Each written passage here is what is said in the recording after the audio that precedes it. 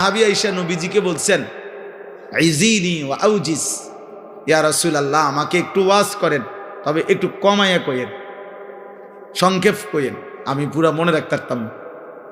নবী সাল্লাল্লাহু আলাইহি সাল্লাম বলছে, লা তাগদাব, রাগ করো না। এ শেষ ওয়াজ। হ্যাঁ, এটাই ওয়াজ, এই কদ্দুর কথাই বলছে, লা তাগদাব, রাগ করো না। ফারাদ্দাদা মিরারান, ওই সাহাবী আবার পুনরাবৃত্তি করছে কথা, যে ইয়া রাসূলুল্লাহ আরেকটু বলেন। এত সংক্ষেপ তো কইছি, একেবারে বেশি সংক্ষেপ হয়ে গেছে। সংক্ষেপ কইয়া তো বিপদে না পড়লাম। রাগ করো না মানে উনি যতবারই বলে নবী একই কথা বলে, লা তাগদাব, রাগ করো না। কের ওয়াজ আর বাড়ত না, বুঝছি শেষ। আজ এইটাই ওয়াজ। এক শব্দ কি হইতে পারে? ওয়াজ হইতে। তাহলে আল্লাহর কথা কমও হইতে পারে, বেশি হইতে। বাল্লিগু আন্নি ওয়ালাউ আয়া, নবী সাল্লাল্লাহু আলাইহি সাল্লাম বলছেন, একটি আয়াত হলেও আমার কথা যা আবার থেকে তোমরা পেয়েছ, বুঝেছ, তা পৌঁছিয়ে দাও, তা বলে দাও, তা পৌঁছিয়ে দাও। তাইলে আল্লাহর কথা কমও হইতে পারে, বেশিও হইতে পারে। আল্লাহর কথা শোনার মধ্যেই বরকত, বাস্তবতা। আল্লাহ কোরআনুল কারীমে বলছেন, ফাবাশশির ইবাদ আল্লাযীনা ইয়াসতামিউনাল কাওলা ফায়াত্তাবিউনা আহসানা। হে নবী, আপনি আমার ওই বান্দাদেরকে জান্নাতের সুসংবাদ দেন যারা মনোযোগ দিয়ে কথা শুনে। আল্লাহ বলেন ওদেরকে আপনি জান্নাতের সুসংবাদ দিয়ে দেন। এজন্য দোস্ত, নেক আমল করা এটা যেমন একটা আমল, নেক আমলের কথা শোনা এটাও একটা আমল। এটাও একটা আমল। এই যে এখন আপনারা ওয়াজ শুনতেছেন, এটাও একটা আমল, এটা একটা আমল। আবার যদি আমলে বাস্তবায়ন করেন তো সেটা পরিপূর্ণ আমল, সেটা পরিপূর্ণ আমল। এই জন্য আল্লাহর কথা শোনা থেকে বিরত থাকতে নাই।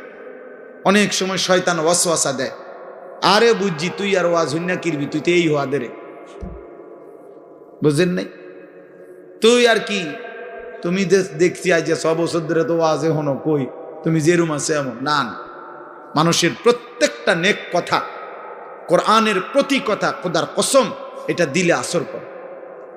হয়তো গুনাহের কারণে এটা জ্বলে উঠতে পারতেছে না, কিন্তু কোনো একদিন আল্লাহ চাইলে এই সুপ্ত ঈমান, ভিতরের সামান্য বারুদ জ্বলে উঠবেন।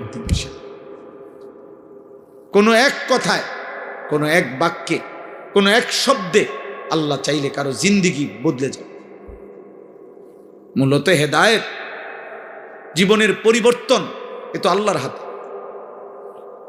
এটা তো মূলত আল্লাহর হাতে। কোনো বক্তা, কোনো ওয়াইজ, কোনো নবী, কোনো আউলিয়া কারো হাতে না।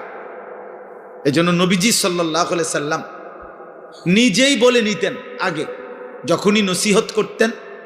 তো আমরা যে হুজুররা খুতবা পড়ি, ওয়াজের শুরুতে বৈশা আমরা একটা খুতবা পড়ি না, যে এখন পড়লাম, আলহামদুলিল্লাহি নাহমাদুহু ওয়া নাস্তাঈনুহু ওয়া নাস্তাগফিরুহু।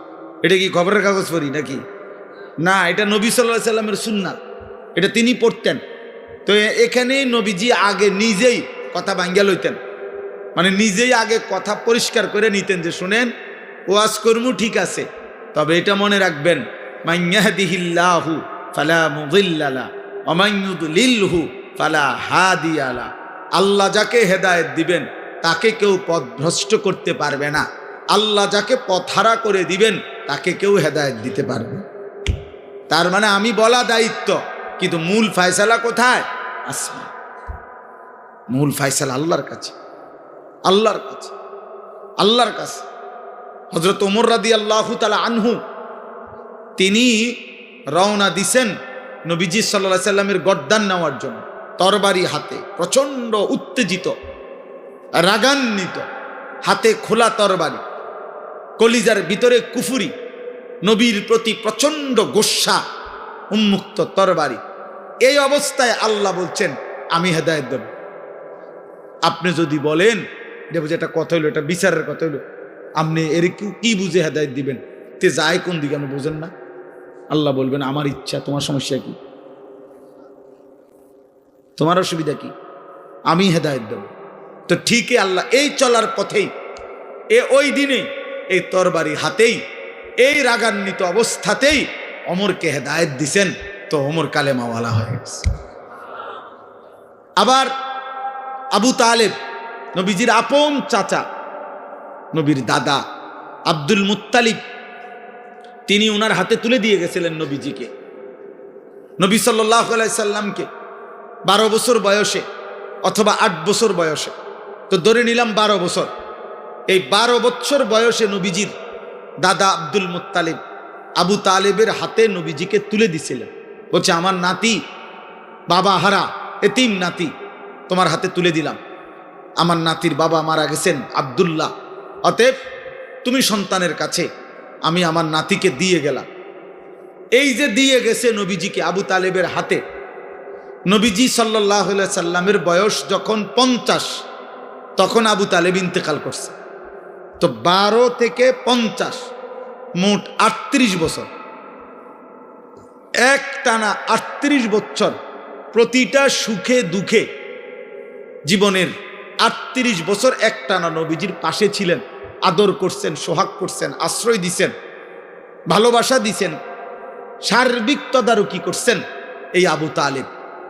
এর মধ্যে ইসলাম প্রচারের পরেও আরো 10 বছর, কারণ নবীজির ইন্তেকাল, নবীজির বয়স যখন 50 তখন তিনি ইন্তেকাল করছেন, তাহলে নবীজি 40 বছর বয়সে কালেমার দাওয়াত শুরু করছেন, তাহলে তো এখানে আরো 10 বছর, মানে নবীজি ইসলামের দাওয়াত শুরু করছে যখন ঈমান আনে নাই। তাহলে বিষয়টা কার হাতে? নালে আবু তালেব 38 বছরের নবীজির পাশে ছিল। খামখেয়ালি কথা। অতএব এটা বোঝা উচিত, এটা বোঝা উচিত আমাদের, কে কখন বদলাবে, কে কখন আল্লাহর পথে আসবে, কে কখন আল্লাহর দ্বীনের জন্য জান প্রাণ কোরবানি করবে, সে রবের ফয়সালা। হতাশ হই না কখনোই। আমরা বুঝাইতে চেষ্টা করি, ধাক্কা দেই, প্রেসার দেই,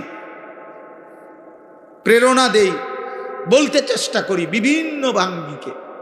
বহু বক্তা, বহু আলেম, বহু উলামা, আউলিয়া নানাভাবে এক কথাই বলতে চেষ্টা করে যে হে আল্লাহর বান্দা, তুমি তোমার জীবনের উপরে রহম করো, হায়াতের কদর করো, তুমি তোমার আখিরাতকে সুন্দর করো, তোমার পরকাল তুমি সাজাও।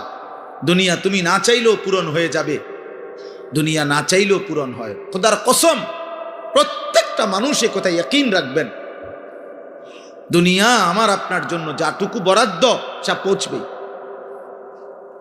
তা পৌঁছবেই। ইন্নার রিজকা লা ইয়াতলুবুল আবদা কামা ইয়াতলুবু আজালাহু। দোস্ত, এটা মনে রাখবেন। জওয়ান ভাই, তোমরা মনে রাখো, নবীজি বলছে উম্মত তোমাদের প্রত্যেককে তোমাদের রিজিক তালাশ করে নেবে ওইভাবে তোমাদের মৃত্যু তোমাদেরকে যেভাবে তালাশ করে নেয়। তুমি না চাইলেও যেমন